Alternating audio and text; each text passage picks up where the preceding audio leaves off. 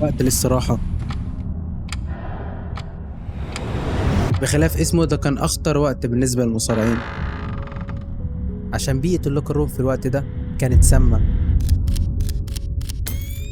المصارعين الجدد كانوا دايما عرضة للمقالب، لكن المرة دي ما كانش مجرد مقلب، ده كان تنمر.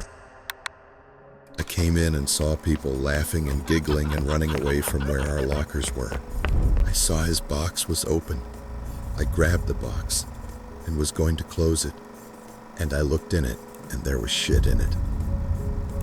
الضحية كان ذا روك، Somebody shit in his food box.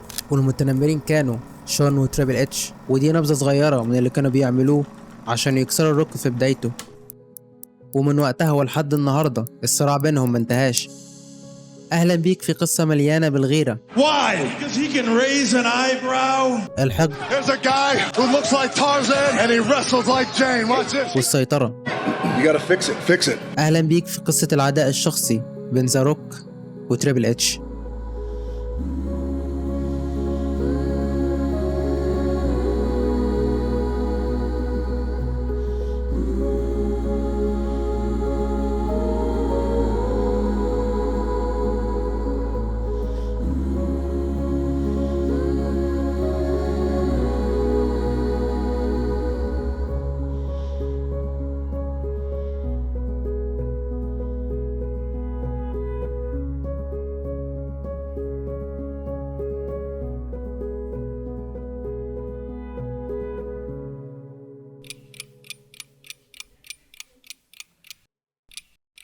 كل حاجة بتبدأ من سنة 96، السنة اللي كانت مهمة في عالم المصارعة. الجماهير أذواقها مختلفت عن حقبة الثمانينات. التطرف زاد مع اتحاد ECW، وماكمان كان خسران حرب التقييمات والتعاقدات من WCW، لأن في حين انتقال هوجن وليكس لوجر اللي كان وجهة الاتحاد ل WCW، ماكمان كان رده ضعيف عشان وقع مع نجوم صف ثالث زي ستانينج وجون بول. هم كانوا نجوم صف ثالث في WCW، لكن موهبتهم كانت كبيرة، وعشان كده أخذوا دفعات كتير، خصوصا جون بول ليفيك اللي تحول اسمه لهانتر هيرست هيلمسلي. الاتحاد كان شايفه ممكن يكون مصارع مين ايفنتر الفترة الجاية، فكان بيدفعه وياخد وقت كبير قدام الشاشة. وكمان كان مخطط ليه انه يكسب بطولة كينج اوف ذا رينج سنة 96، وبعدها يدخل في عداوة على بطولة الاتحاد. كان هيتحول من جوبر في WCW للمنافسة على أكبر بطولة في الاتحاد المنافس خلال سنة بس، لكن ده ما حصلش. لما نرجع لليوم الأول لهانتر في الاتحاد، هتلاقيه كان مركز، مش بيشرب ولا بيدخن، كان عايز يكون في الصف الأول بس. عشان كده انضم للمجموعة اللي معروف إن لهم تأثير على قرارات فينس، وفعلا كان هيوصل اللي عايزه لولا اللي حصل في مايو سنة 96. Madison Square Garden, I walked to the ring to say goodbye to my friends Kevin Nash, Scott Hall, Shawn Michaels. الحادثة الشهيرة اللي اتسمت بذا كارتن كول، واللي فيها مش سكوت هول وناش من الاتحاد وكسروا الكيفاب. اللي اتعاقب في الحادثة دي هو هانتر، وبدل ما يكسب بطولة كينج اوف ذا رينج خرج من أول دور، منع من اللعبة في العقود الشهرية لكام شهر. وفينس ما اكتفاش بكده، لأن هانتر فضل يخسر ويخسر ويخسر كل الماتشات اللي بيلعبها، لحد ما أخيرا بعد 5 شهور اتش يكسب أول مباراة ليه ويكون بطل القارات الجديد. لكن الفرحة ما كملتش، لأنه تم إقصائه بعدها بشهر في سيرفايفر سيريس في مباراة كسبها شاب. دي حرفيا كانت أول مباراة ليه، شاب كان لسه داخل المجال من كام شهر بس. شاب أنت عارفه كويس، لأن الشاب اللي كسب المباراة دي كان ذا روك.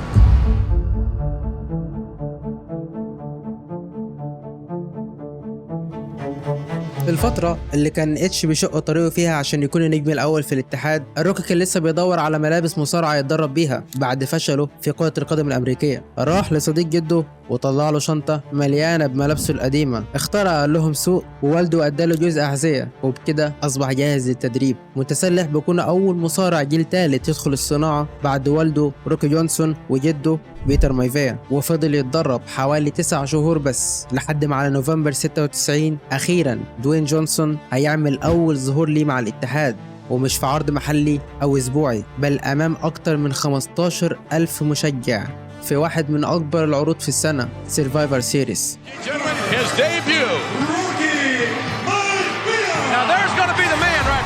ما كانش فيه رد فعل قوي مع دخوله، حتى الكاميرا ما كانتش مظبوطه عليه. بس بعد 30 دقيقه الوضع هيختلف. الجماهير، الاتحاد والمصارعين هيكونوا عارفين ان الشاب اللي كسب في الليله دي هيكون له شأن كبير في المصارعه.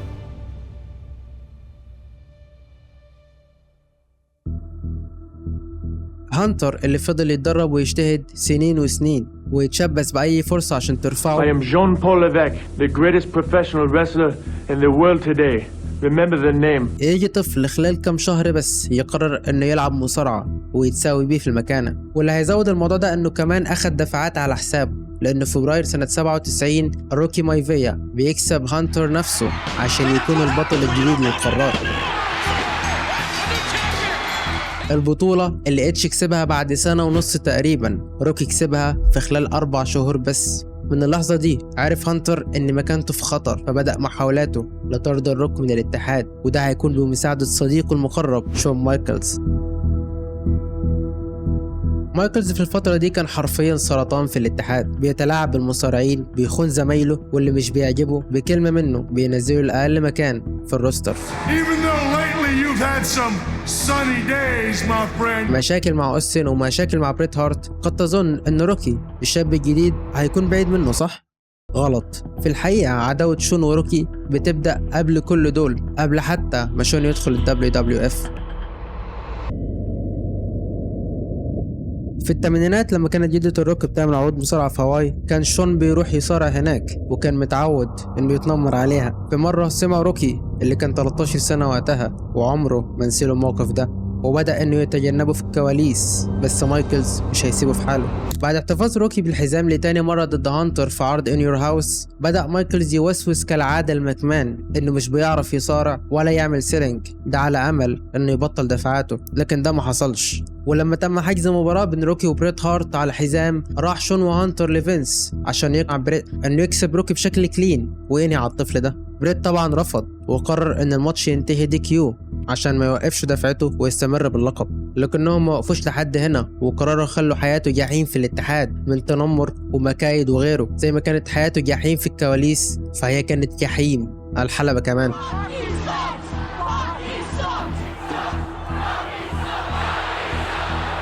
زي ما قلت لك في البداية، الجمهور طبيعته اتغيرت، والتمرد والشر والشتايم أصبحوا هم المعيار الجديد للأبطال. وفي الجهة التانية روكي كان شخصية سطحية ملهاش أبعاد، بتبتسم دايما سواء كسبت أو خسرت، شخصية فرحانة بس بمجرد وجودها في WWF. فسرعان ما زهق منها الجمهور. اتش هنا تنفس الصعداء، أخيرا هيتخلص من الشاب اللي ممكن ياخد مكانه. بس اللي ما كانش يعرفه إن اللي عملته الجماهير ده بدل ما يقضي على روكي هيحوله Rocky died. لأسوأ حاجة. Well, Rocky might be as a lot of things, but such isn't one of them. بالنسبة له. Or better introduce me as The Rock.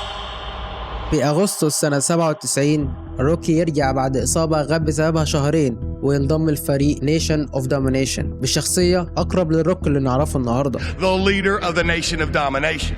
Well, it's a good thing, Doc, that you asked The Rock. But it's obvious that you hadn't talked to me. I'll pull rank around here. And everybody better remember that. When I say fall in... وعلى الجانب الآخر هانتر بعد ما كسب بطولة كينج اوف ذا رينج وبدأ يستقر في التوب روستر، قرر انه هيتحد مع صديقه شون مايكلز عشان يكونوا دي جنريشن اكس.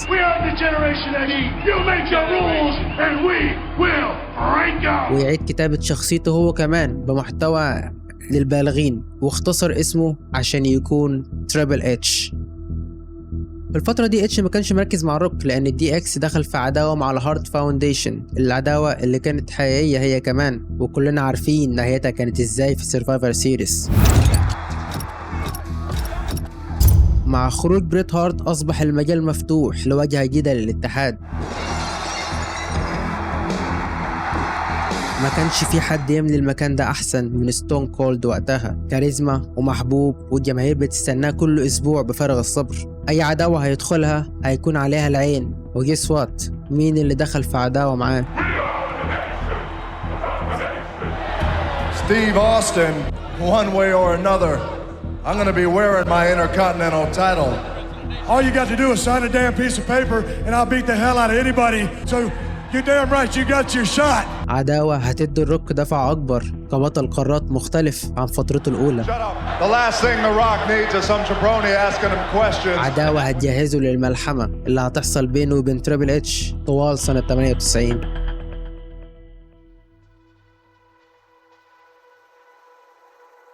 تريبل اتش كان دايما عنده بعد نظر وحسن الاختيارات للوصول لهدفه. ساب ال WCW عشان ال WWF، اختار ذا كليك عشان يوصل بسرعة للقمة، وطبعا اختار شون مايكلز على بريت هارت. الحاجة الوحيدة اللي كان عايز يعملها ومعرفش هي ابعاده للروك، وبالفعل الروك أصبح تاني أكتر شخصية محبوبة في الوقت ده بعد أوستن. كاريزمته كانت طاغية وعباراته كانت في كل مكان. Finally, The Rock has come back to Kansas City in front of the millions. Put a little icy hot on it, turn it sideways, and stick it straight up. You can't hear. Know your role and shut your mouth in big, bold letters. If you smell what The Rock. كان من الصعب التخلص منه في المرحلة دي. الخطة البديلة كانت إنه لازم يتفوق عليه. في 30 مارس 98 كنا على موعد مع عرض رو تاريخي بعد ريسلمانيا 14. أوستن كان بيكمل تمرده على فينس. ذا روك بيخون فاروق ويصبح القائد لنيشن اوف دومينيشن. The Rock is not only now the leader of the nation of domination, he's the ruler of the nation of domination. وبعد تقاعد مايكلز، اتش أصبح هو القائد للدي اكس. Well, you dropped the ball. HBK, Triple H picked it up. ومع ترأس اتش والروك الاتنين من أكبر الفرق في الاتحاد، المواجهة بينهم كانت مسألة وقت مش أكتر. Nation, you can either get your dumpy asses out here, or I got two words for you. في البناء لعرض كينج اوف ذا رينج، طرق الفريقين تقاطعت لأول مرة، ومن الوقت ده والاتنين كانوا دايما بيلعبوا بعض. مباراتهم كانت عظيمة وبينهم تناغم ممتع بالرغم من كرههم لبعض، الكره اللي ظهر بتجلي في بروموهات تريبل اتش. Remember this, you mess with us, it's not know your role, it's shut your hole. عداوتهم دي كانت أكبر من كونها مجرد عداوة على لقب ميت كاردر، عداوة كانت بمثابة إثبات وجود. عشان كده الاتنين دخلوا سمر سلام وعملوا ملحمة. Rocky, at SummerSlam, you are gonna be my bitch.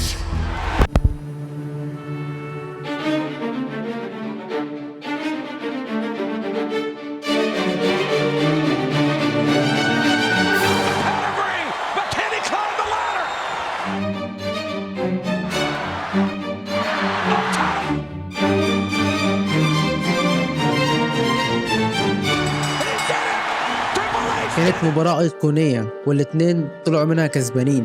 اتش خرج منها كبطل جديد للقارات، والروك رغم خسارته إلا إنه خرج منها بلقب أهم بكتير، لأن الروك خرج من المباراة دي كبطل الشعب.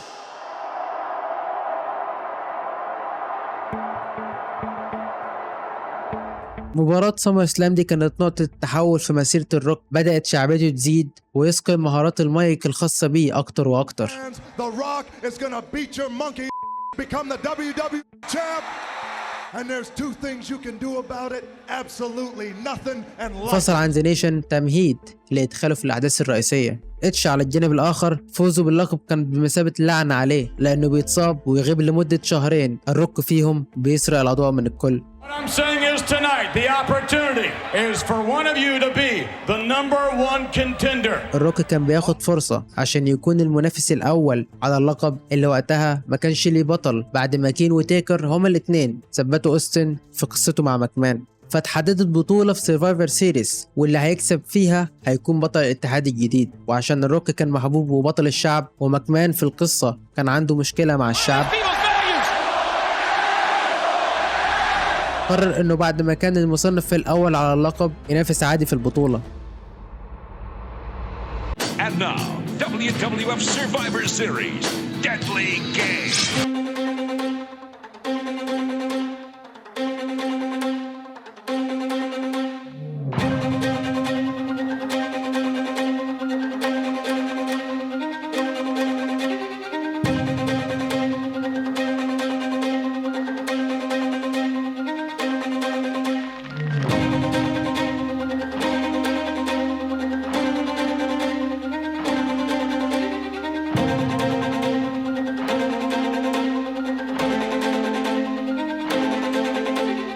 النهائي كان بين مانكايند حليف ماكمان والروك اللي كان داخل معاه في عداوة.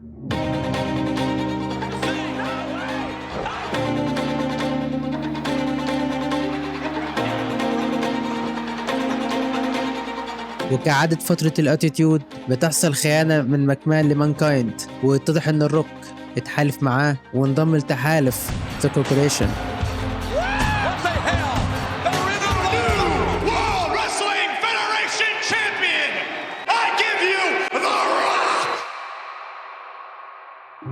في الشهور اللي بعد كده الاتحاد حرفيا كان بيدور على 3 أسماء بس: مانكايند، ستون كولد، وذا روك. الروك ومانكايند عملوا مباريات عظيمة وفضلوا يتبادلوا حمل اللقب من مباراة للتانية، زي مبارياتهم في روك بوتوم والمباراة التانية اللي قدر مانكايند يكسبها في عرض الرو وأخذ رد فعل تاريخي من الجمهور وتحفتهم الفنية في الرويال رامبل، ومباريات تانية كتير.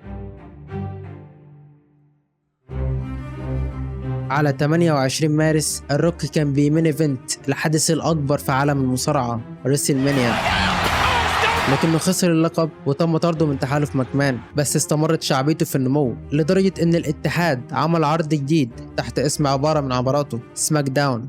في خلال الفترة دي اتش كان متراجع بشكل كبير ورا الروك وأوستن، عشان كده بدأ يدور على طريقة لتغيير الوضع.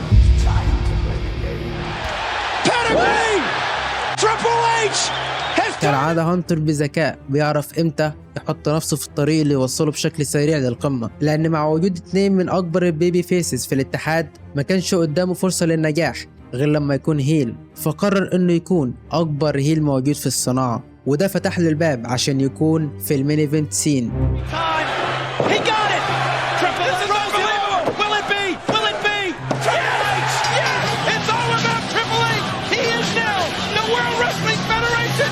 فضل اتش ينافس في الأحداث الرئيسية لباقي السنة، لكنه ما اكتفاش بكده، بل كان عايز يكون المتحكم الكامل في الجيم.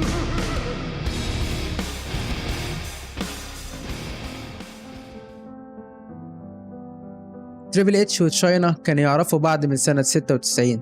هو اللي دخلها مجال المصارعة وأصبحت أهم نجم في WWF، حتى أنها كسبت بطولة القارات، بل والأكتر من كده إنها كان مخطط لها تكسب بطولة الاتحاد من أوستن، لكن الفكرة اتلغت. كانت هي وإتش في علاقة حقيقية بعيدا عن المصارعة، لكن بالنسبة لإتش كانت زيها زي WCW والDX وأي حاجة هو تخلى عنها عموما، مجرد خيار متاح لحين إيجاد خيار آخر يقدر من خلاله ضمان كاريره. والخيار الآخر والقطعة اللي كانت ناقصة لضمان تحكمه في القرارات كانت ستيفاني ماكمان.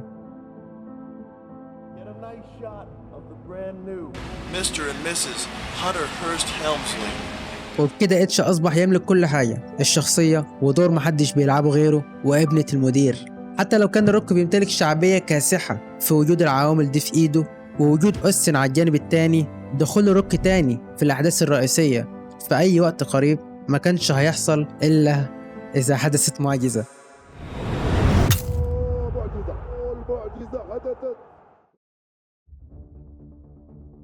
على أواخر سنة 99 إصابة أوستن هتتفاقم، وبسببها هيغيب لفترة طويلة الاتحاد فيها هيكون محتاج مصارع بيبي فيس بشعبية كبيرة عشان يكون ضد تريبل اتش الهيل، وطبعا مفيش حد هيكون أفضل من ذا روك. عشان كده في رويال رامبل سنة 2000 في الوقت اللي اتش كان بيكسب كاكتوس جاك على بطولة الاتحاد، الروك كان بيكسب الرامبل عشان تبدأ ملامح المواجهة بينهم في الحدث الرئيسي في ريسل مانيا. صح؟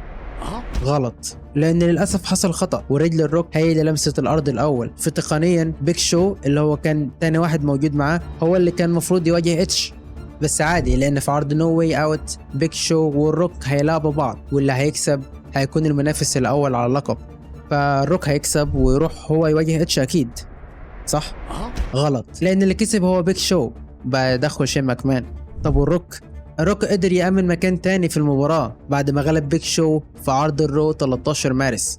كده الماتش هيكون ثلاثي في الحدث الرئيسي. صح؟ غلط، لأن فجأة تمت إضافة ميك فولي اللي كان اعتزل يعني كتكريم ليه. يعني كده المباراة أصبحت رباعية بين اتش والروك وبيك شو وميك فولي. صح؟ لا بصراحة بهزر، هو خلاص كده تمام. بس مع إضافة تفصيلة صغيرة إن كل مصارع منهم هيكون في صفه فرد من عائلة ماكمان، واللي كان مع الروك هو فينس نفسه.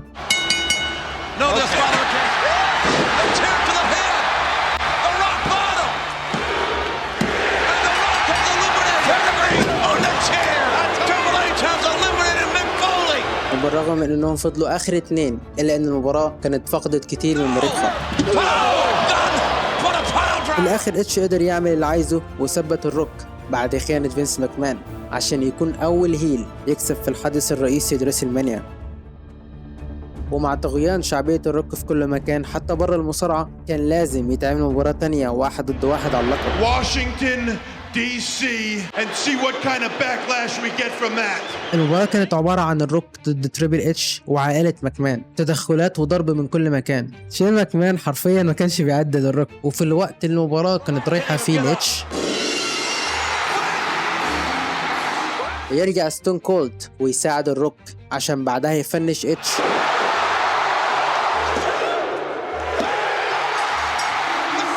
ويكسب اللقب الخامس ليه في لحظة أيقونية في عصر الاتيتيود. بس عداوتهم كانت لسه ما انتهتش، بل وصلت لذروتها في الشهر اللي بعده Judgment Day. You and me, Rock. اللي كان تحت قانون Iron Man match. البناء للمباراة دي وهي نفسها كانت مليانة مشاكل.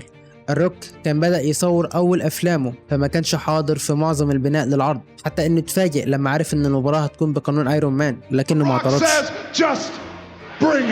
تريبل اتش هو اللي شال العداوة في البناء وخطط لهيكل المباراة وإيقاعها، وده اللي خلى بعض الناس تعتقد إنه كان متعمد يظهر نفسه بصورة أفضل من الروك.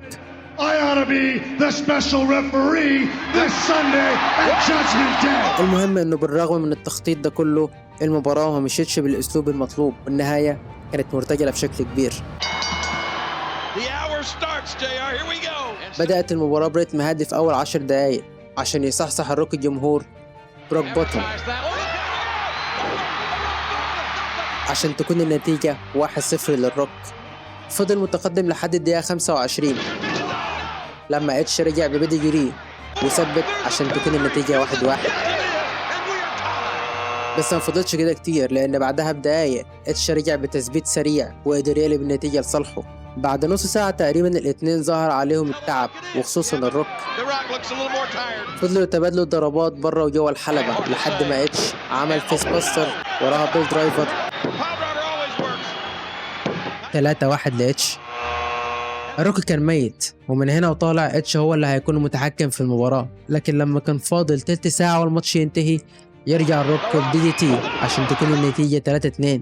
وبعدها في 5 دقايق اتش يضرب روك بالكرسي في دماغه، الموضوع اللي يخلي شون مايكل يدي نقطة للروك بالDQ.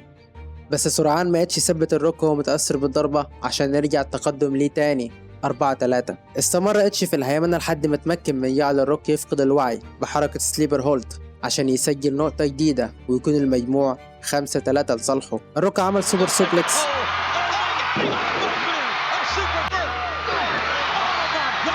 اتش كان هيعمل له بيديجري على ترابيزة التعليق بس الروك يصدها ويعمل هو بدور روك بوتوم على الترابيزة ويرجع الحلبة وشون مايكلز يعدي 10 عشان يكون فاضل للروك نقطة ويرجع في المباراة. بيبدأ يدخل عائلة فينس ويهاجم الروك لكنه يضربهم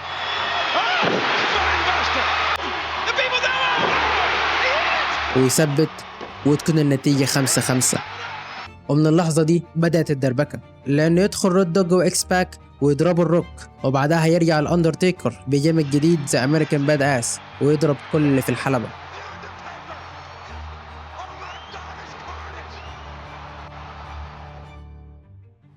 النهاية الأصلية كانت مفروض إن تيكر يدخل ويجهز اتش لتومبستون ومايكلز يحذره إن لو عملها هيتحسب DQ على الروك وبالتالي اتش هيكسب. تيكر مش هيسمع الكلام ويفنشه عموما ويتحسب نقطة لاتش، بس زي ما حصل لما اتش ضرب الروك بالكرسي وثبته كان الروك هيجري ويثبت اتش ومايكلز هو بيعد الوقت بيخلص ويكسب اتش بالحزام. لكن بسبب سوء التايمينج اللي حصل إن تيكر عمل له تشوك سلام ولسه هيعمل تومبستون الوقت خلص، فبالتالي قرروا الارتجال. وقال يعني شون مايكل شاف التشوك سلام وقرر انه يحسب DQ على الروك.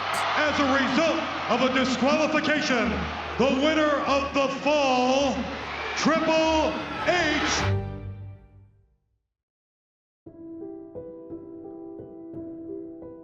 بعد المباراة في الكواليس ما كانش حد عاجبه النهاية، وكل اللوم كان من نصيب الروك. الشعور اللي ساد وقتها ان الروك اهتمامه بالمصارعة قل، وفعلا من المباراة دي اتضحت طرق النجمين وعمرهم ما هيتقابلوا في عداوة فردية بنفس الحدية دي مرة تاني. تريبل اتش بعد كده هيكمل في شغفه بالمصارعة ويتدرج في المناصب لحد ما يبقى المدير التنفيذي للشركة كلها، بينما الروك هيصبح أهم نجم في هوليوود وأكثرهم حصولا على الأجر. قد تظن أن منافستهم هنا انتهت، لكن لا، دي كانت البداية لعداوة أكبر مش محكمة بسكريبتات المصارعة.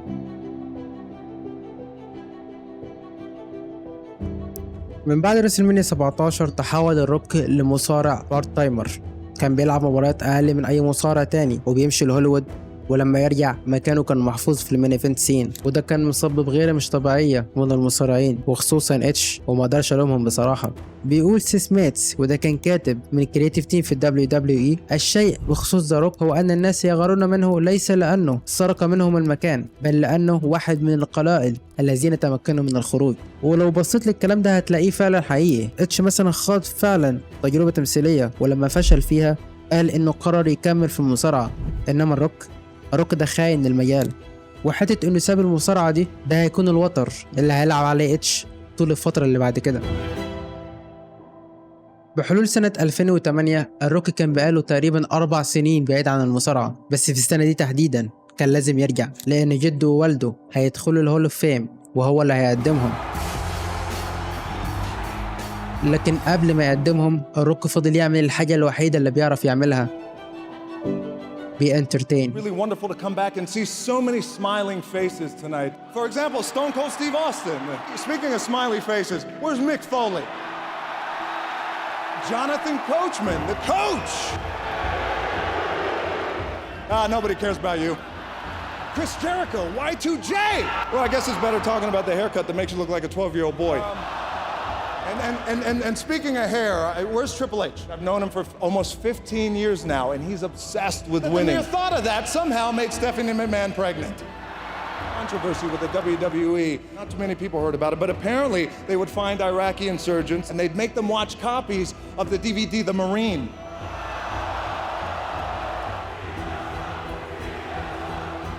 Speaking of sucks, is there somebody Santano, San Francisco? Not true. I'm sorry, what's your name again? It doesn't matter what your name is.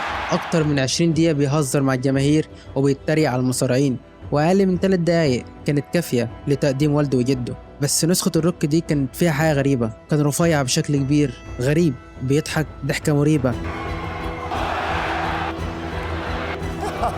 وتحسه ما كانش مرتاح انه يرجع للعالم ده تاني، وبسبب التزاماته اضطر انه يمشي بسرعة من غير ما يكمل الحفلة وبدون حتى ما يسلم على زمايله.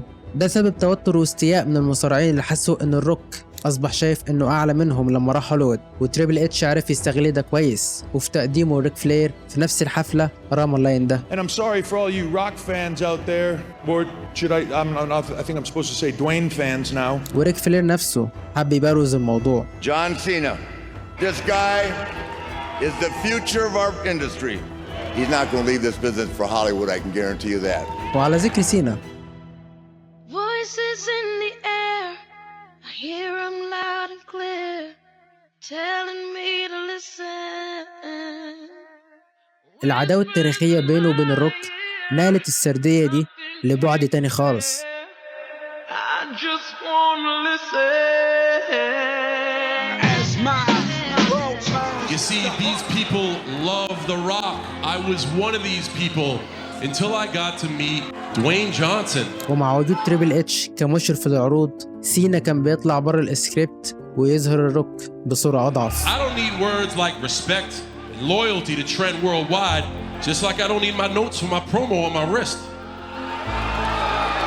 And after April 1st, you won't be making no more movies. You're gonna need surgery on your face just like you had it on your boobies. وكأنه كان مراية لكلام اتش اللي بيقوله من سنين. خلصت العداوة وخلص دور الروك مع الاتحاد، وكل ظهور اللي بعد كده هيكون ظهور شرفي. وعلى مدار السنين فضل يبني في إمبراطورية في الأضواء وعلى شاشات هوليوود، أصبح وجه عالمي كل علاقته بالمصارعة هي البدايات. أما إتش هيبني إمبراطورية هو كمان، هيكون عمود من أعمدة إدارة الاتحاد. ومع تقاعد فينس ماكمان في سنة 22 أصبح رسميا هو المسؤول الأول عن المحتوى الإبداعي في WWE. ولمدة كام سنة تحس إن الاتنين طلعوا كسبانين وعلى قممهم الخاصة، وإن الصراع اللي دام أكتر من 25 سنة أخيرا انتهى بالتعادل. لكن وكأن القدر مش عايز الصراع ده ينتهي غير بفايز واحد، عشان قوة جديدة دخلت اللعبة، قوة جمعت الاتنين من تاني عشان يتنافسوا في صراع أخير، صراع على كل حاجة.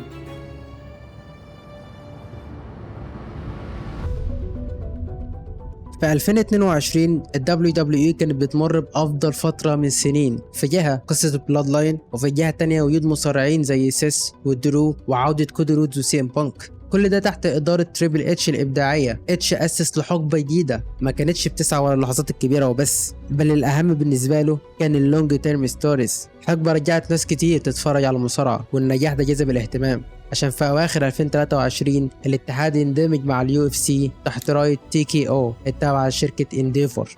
تريبل اتش بعد الاندماج استمر في نفس منصبه، خصوصا انه كان بيحضر لنهاية الفصل الأخير لعداوة بقالها سنتين شغالة.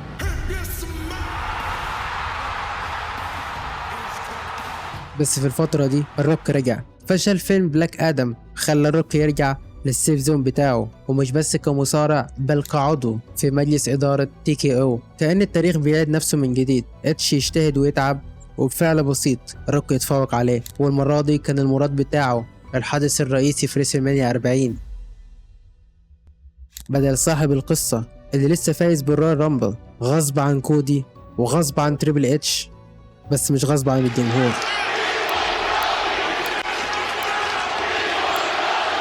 اتغيرت القرارات، ظهر الفاينل بوس وريسلمانيا 40، والمين ايفنت بتاعها كان واحد من اعظم الحاجات اللي حصلت في WWE. والليلة اللي بعدها في الرو اتمهد الطريق لكودي ضد الروك على بطولة WWE في الحدث الرئيسي لريسلمانيا 41، او ده اللي كنا فاكرينه. الروك بعدها اختفى لتصوير افلام كعادته، وساب دفة القيادة لإتش مرة تانية، بشرط انه يرجع وقت ما يحب ويعمل كل اللي عايزه. ظهوره في باد بلاد اتضح انه ما كانش ليه اي معنى في القصص. طب عمل كده ليه؟ ببساطة لانه يقدر يعمل كده. وبعدين في اول عرض رو على نتفليكس ظهر مرة تانية، وزي ما من سنة لما رجع ولمح لعدائه مع رومان، التوقع كان ان الروك هيتحدى ويكمل القصة اللي بناها في الرو بعد ريسلمانيا مع كودي.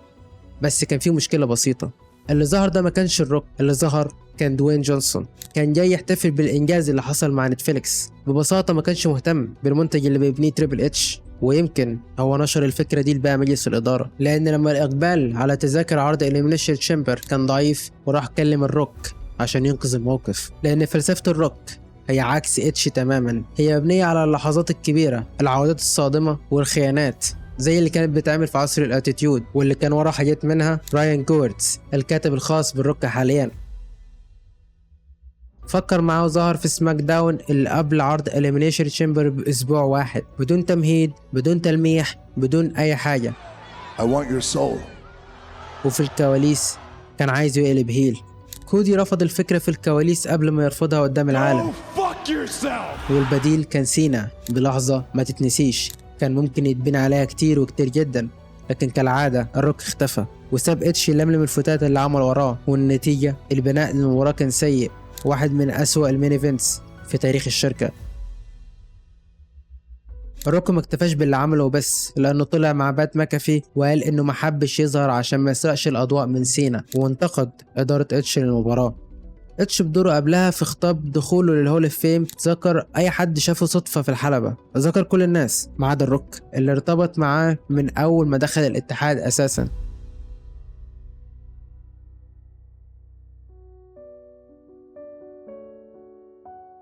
لو سألتني عن رأيي في الصراع بين الاتنين عمره ما هينتهي. في التسعينات اتش كان عايز يخرب كارير روك بأي شكل ويخرجه من الاتحاد، والنهاردة الروك بنفوذه قدر يوصل للإدارة وبيعمل كل حاجة عشان يحرج إدج ويتسبب في خروجه من الإدارة. في عالم المصارعة لو تم استثمار كل اللي بيحصل ده في قصة، هتكون واحدة من أعظم القصص في تاريخ الاتحاد. لكن في العالم الحقيقي الصراع ده ممكن يدمر الاتحاد تماما.